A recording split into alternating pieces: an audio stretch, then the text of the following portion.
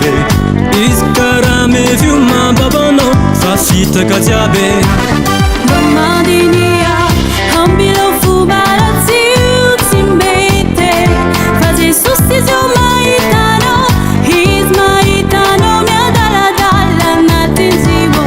Sonsko izy io mamela elokio ka zambela, zambelako, zambelako. Ziabenao mamadianao fa tsaranao Jesosy.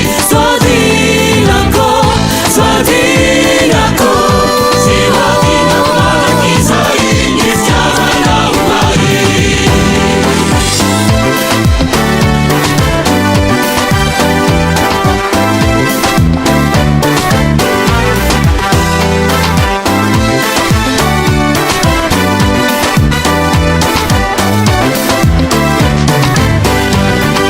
Jiaby ataonao ataovy amin'ny anaran'i Jesosy.